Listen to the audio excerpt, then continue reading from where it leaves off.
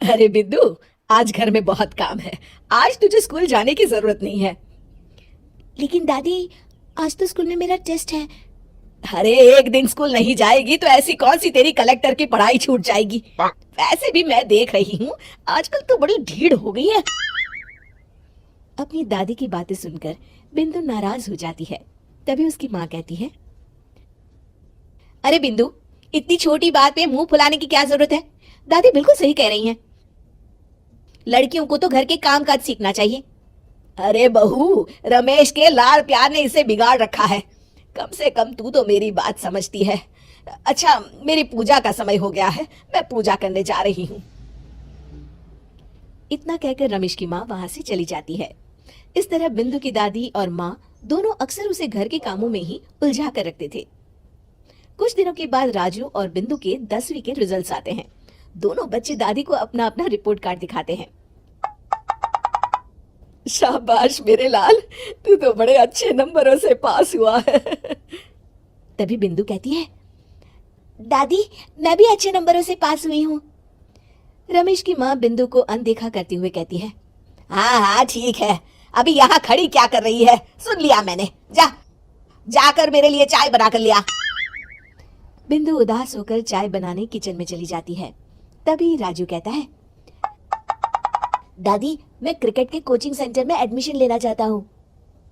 अरे वाह राजू बेटा, ये तो तूने बड़ी अच्छी बात कही। तू कल ही अपना एडमिशन करा ले, जितनी भी फीस होगी मैं दे दूंगी। अरे एक दिन मेरा पोता विराट कोहली बनेगा। इस तरह अक्सर रमेश की माँ अपनी पोती बिंदु के साथ दुर्व्यवहार करती थी। कुछ दिनों के बाद रमेश की माँ और उसकी पत्नी दोनों सास बहू मिलकर राजू का एडमिशन अच्छे स्कूल में करवा देते हैं, लेकिन बिंदु का एडमिशन नहीं करवाते। इस बात से नाराज होकर बिंदु अपनी दादी से कहती है, लेकिन दादी, मुझे भी आगे की पढ़ाई करनी है। अरे क्या करेगी आगे की पढ़ाई लिखाई करके, हैं? आज से ये पढ़ाई का भूत अपने दिमाग से उतार दे। इतना कहकर रमेश की माँ वहां से चली जाती है। उस दिन के बाद से बिंदु की पढ़ाई हमेशा के लिए छूट जाती है और उसकी दादी उससे घर के सारे काम करवाना शुरू कर देती है। इस तरह उसका सारा दिन घर के कामों में ही बीत जाता था। कुछ दिन बीत जाते हैं और एक दिन रमेश छुट्टियों पर घर आता है। बिंदु को घर के काम करते हुए देख उसे कहता है, अरे बिंदु बेटा, तुम स्कूल नहीं गई? पिताजी, दादी ने मेरा एडमिशन कराने से मना कर दिया है।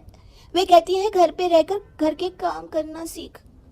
अपनी माँ का ये बर्ताव देख रमेश को बहुत गुस्सा आता है और वो अपनी माँ से कहता है, माँ, ये तुमने क्या किया? आगे की पढ़ाई के लिए स्कूल में बिंदु का एडमिशन क्यों नहीं करवाया? अरे बेटा, लड़की जात है, ज्यादा पढ़ लिख कर क्या करेगी? वैसे भी शादी के बाद तो इसे घर के ही काम करने हैं ना। तुम किस जमाने में जी रही हो माँ? अगर कल्पना चावला के घर वाले भी तुम्हारी सोच के होते तो क्या वो पूरी दुनिया में हिंदुस्तान का नाम रोशन कर पाती? इसका स्कूल छुड़वाकर तुम इसका भविष्य बर्बाद कर रही हो, लेकिन मेरे रहते ऐसा नहीं होगा। बिंदु बेटा, कल ही तुम्हारा एक अच्छे स्कूल में एडमिशन करा दूंगा। तुम जितना चाहे उतना पढ़ो। मेरे होते हुए तुम्हें किसी बात की चिंता करने की जरूरत नहीं है। अपने पिता से हौसला पाकर बिंदु खुश हो जाती है और कहती है, जी पापा, मैं खूब मन लगाकर पढ़ाई करूंगी और बड़ी होकर डॉक्टर बनूंगी। ये हुई ना बात। शाबाश मेरी बेटी। शिक्षा, लड़का हो या लड़की, हमें दोनों को आगे बढ़ने का मौका देना चाहिए।